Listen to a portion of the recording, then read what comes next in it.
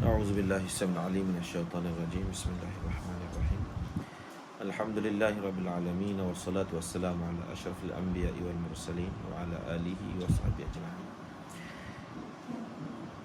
السلام عليكم ورحمة الله تعالى وبركاته. إن الحمد لله الذي هدانا لهذا وما كنا لنهتدي لولا أن هدانا الله. والصلاة والسلام على سيدنا رسول الله سيدنا مولانا محمد لا نبي بعده. Yang dimuliakan guru dan juga pembimbing kalian, semoga dirahmati Allah Subhanahu wa taala dengan rahmat yang berlimpah. Cik Nur Aizanzi yang insya-Allah diberikan Allah Subhanahu wa taala kebaikan zahir dan batin. Juga para pembantu-pembantu beliau, semoga semuanya diberikan kebaikan oleh Allah Subhanahu wa taala. Dan para peserta seminar selling without selling, yang insya-Allah semuanya dalam rahmat dan kasih sayang Allah Subhanahu wa taala. Ingatlah satu firman Allah Subhanahu wa taala yang Allah Subhanahu wa taala menceritakannya kepada kita sebagai satu dasar dalam hidup di dunia ini, yaitu firman Allah Subhanahu wa taala, Tabarakalladzi biyadihil mulk wa huwa ala kulli syai'in qadir, alladzi khalaqal mauta wal hayata liyabluwakum ayyukum ahsanu amala wa huwal azizul ghafur. Maha suci Allah Subhanahu wa taala yang di dalam genggamannya lah segala ketentuan dan takdir, yang mana Allah Subhanahu wa taala ini menciptakan kematian dan kehidupan adalah sebagai satu ujian kepada kita. Alhamdulillah, kita sekarang berada di atas muka dunia yang kita telah pun dilahirkan daripada perut ibu kita, disusukan sehingga menjadi manusia yang besar. Dan Alhamdulillah, pada hari ini kita diberikan oleh Allah akal untuk berada pada kehidupan dunia ini. Dan kita perlu ingat bahawa kehidupan di dunia ini bukanlah suatu yang kekal dan abadi, yang mana pada satu saat nanti kita akan menemui titik penghujung daripada kehidupan ini yang dipanggil kematian. Kehidupan yang kita lalui sekarang ini sebenarnya telah pun didahului sebelumnya oleh kematian, yang mana Allah Ta'ala telah mengatakan bahawa aku ciptakan bagi kamu kematian dan kehidupan adalah sebagai satu ujian untuk menilai siapakah yang paling baik. Semua manusia yang hidup di atas muka dunia hari ini ingin menjadi orang yang baik. Dan tidak ada seorang pun daripada kalangan kita, kalau kita tanya apakah kamu ingin menjadi seorang yang jahat ataupun berbuat kejahatan, pasti tidak ada seorang pun yang akan menjawab bahawa aku ingin menjadi orang yang jahat dan ingin berbuat kejahatan. Tetapi kenapakah kita sering jatuh, kita sering terlalai, kita sering terpeleset sehingga menjadi orang yang tidak wajar, tidak bagus dan tidak baik? Ini adalah kerana kita tidak mengetahui bahawa apakah yang dikatakan dengan baik itu. Semua orang ingin menjadi orang yang baik, tetapi apakah yang dimaksudkan dengan baik itu mungkin tidak kita fahami. Tuan-tuan rahimakumullah, untuk menilai suatu itu baik ataupun tidak, kita mesti memiliki satu garis panduan. Dan garis panduan yang kita perlu gunakan sebagai kualiti ataupun penyukat bagi kebaikan kita ialah pencipta kita sendiri. Sukatan ataupun penimbang ataupun takat ukuran yang telah dibuat oleh Sang Maha Pencipta kita, iaitu Allah Subhanahu wa taala.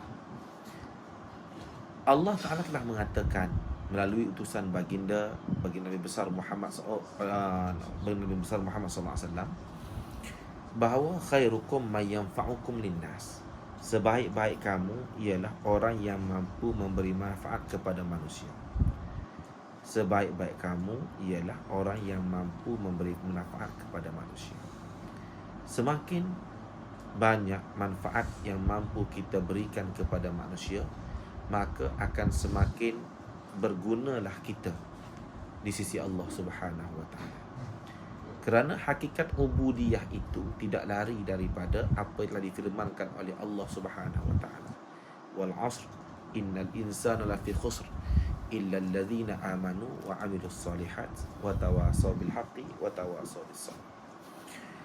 Allah Ta'ala telah menyatakan dengan jelas dalam Al-Quran, demi masa, yang mana masa ini tidak ada dalam kehidupan kita kecuali hanya 3 peringkat sahaja. Yang pertama, hari kemarin yang telah berlalu, dan hari ini yang kita sedang hadapi, dan selepas ini yang kita belum pasti. Yang kita tidak tahu pun bahawa apakah kita akan mungkin mampu menerima kedatangan hari-hari yang mendatang. Maka Allah Jalla wa'ala bersumpah, wal 'asr, demi masa. Masa itulah suatu perkara yang kita perlu yakini. Tidak ada seorang pun di kalangan kita yang benar-benar mampu berpegang dan memegangi masa. Masa yang ada pada kita adalah milik Allah, yang Allah Ta'ala berikan kepada kita sama sahaja. Dan tidak ada siapa pun yang mampu menguasai masa dan menundukkan masa. Maka Allah Ta'ala bersumpah demi masa.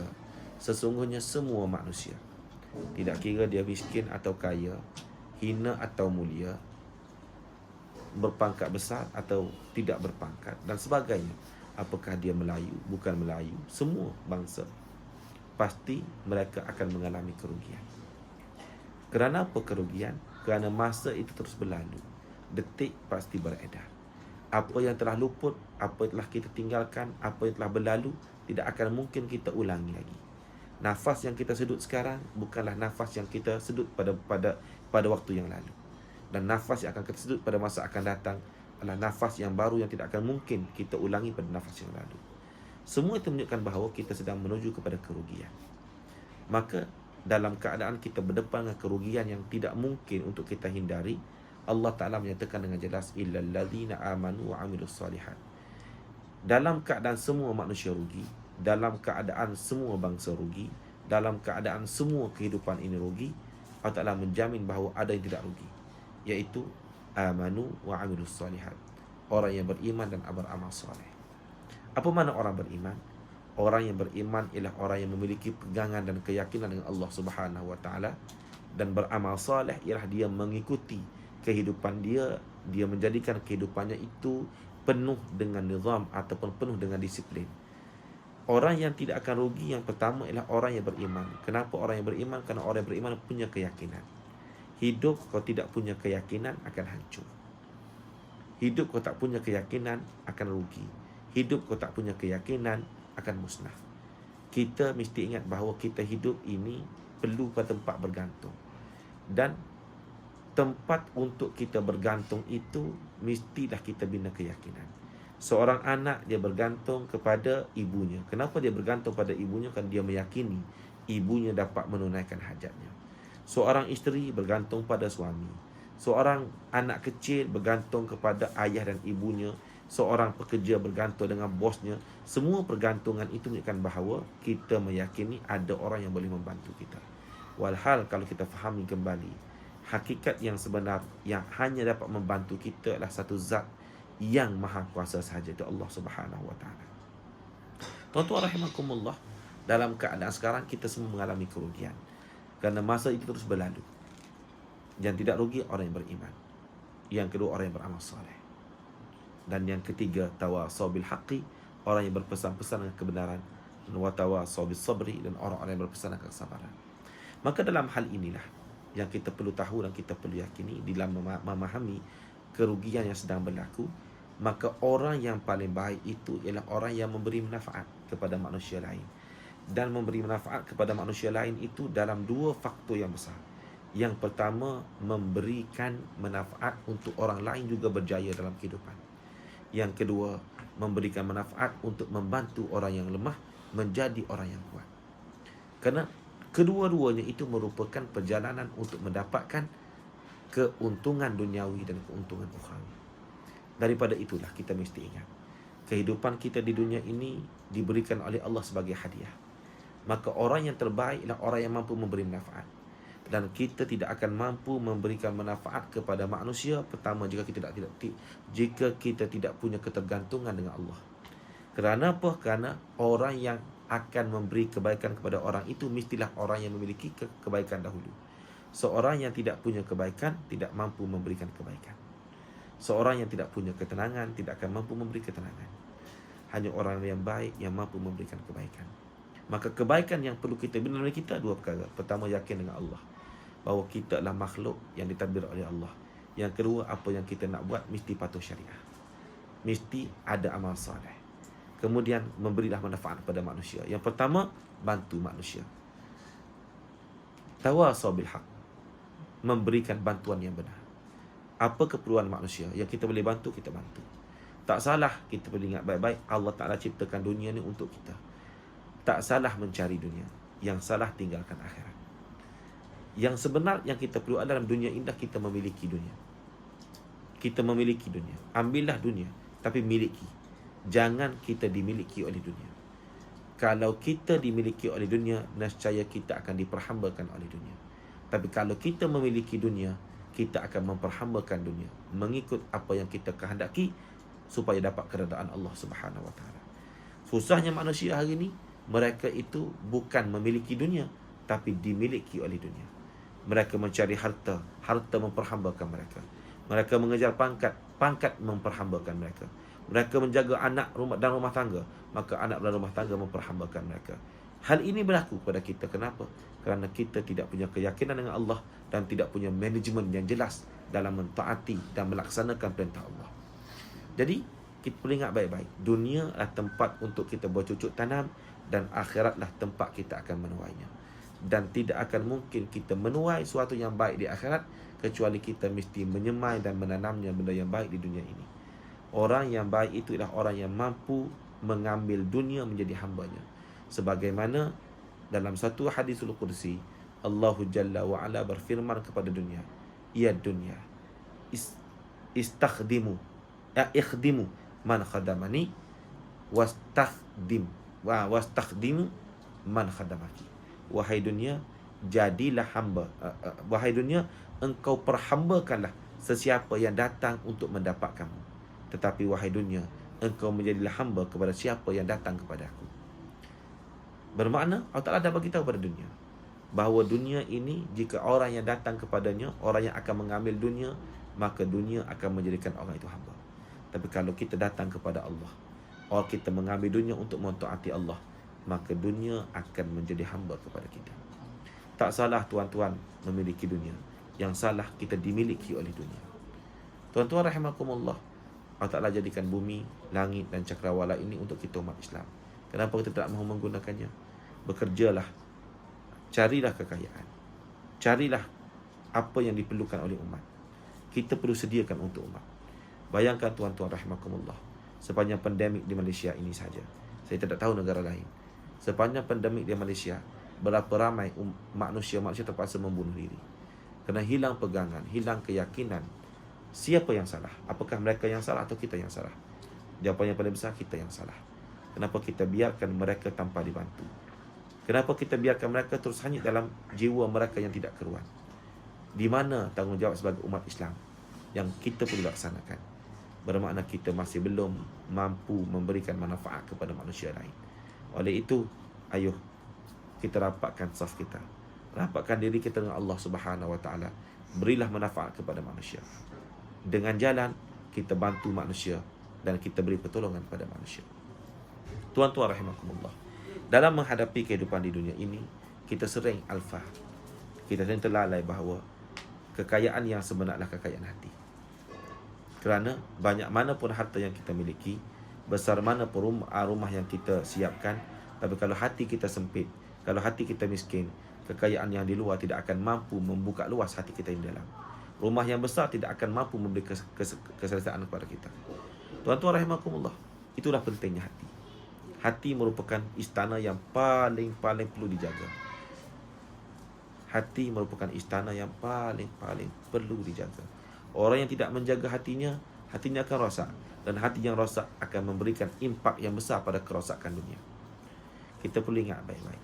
Seorang yang pemarah, sebenarnya tidak menjadi pemarah kecuali telah rosak hatinya. Seorang yang pendengki sebenarnya tidak berdengki kecuali telah rosak hatinya. Hati yang rosak itulah yang melahirkan sifat-sifat yang buruk. Kenapa hati kita rosak? Sebab kita tidak pernah merawatnya. Bagaimana nak merawat hati? Hati ini tidak mampu dirawat kecuali kita mesti bawa hati itu untuk diserahkan kepada Allah.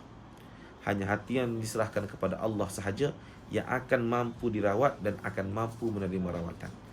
Tuan-tuan rahimakumullah, hati kita ini, perasaan kita ini adalah perasaan hamba yang paling sensitif dengan kehilangan, yang paling sensitif dengan perpisahan.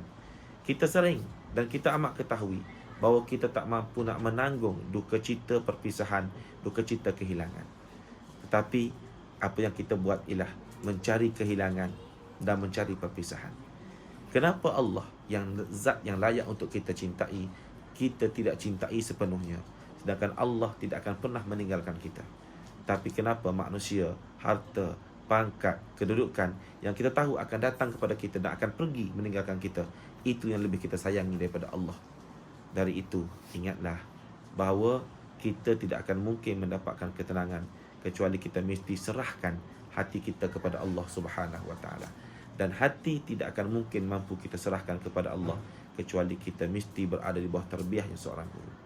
Dari itu, Abu Ya berpesan diri Abu Ya sendiri dan diri tuan-tuan rahimakumullah, ayo sama-sama kita menjadi manusia yang beri manfaat kepada manusia yang lain, dan kita menyiapkan hati kita untuk menjadi hati yang tenang, damai dan tenteram dengan menyerahkan hati kita untuk dibaiki dan dibetulkan oleh Allah Subhanahu wa taala. Ramai orang hari ini berjaya dalam kerjayanya, berjaya dalam bisnesnya, berjaya dalam perniagaannya, berjaya dalam semua bidang yang ia ceburi, tapi hidupnya porak-poranda. Rumah tangganya hancur binasa, kehidupannya tidak ada tempat bergantung dan berpaut. Kenapa berlaku demikian? Tidak lain tidak bukan kerana mereka hanya mencari hiburan yang dianggap sebagai matlamat kehidupan. Hati mereka tandus, jiwa mereka kosong, perasaan mereka kontak. Akhirnya mereka dibinasakan oleh perasaan mereka sendiri. Semoga kita diberikan hidayat oleh Allah dan petunjuk oleh Allah dalam menggapai kehidupan yang abadi, ketenangan penuh kedamaian dalam redha Allah Subhanahu wa taala dan rahmatnya Nabi Muhammad sallallahu alaihi wasallam. Aqulu qawli hadza wa astaghfirullahal azim li wa lakum wa li walidayya wa li walidikum. Wassalamu alaikum warahmatullahi wabarakatuh.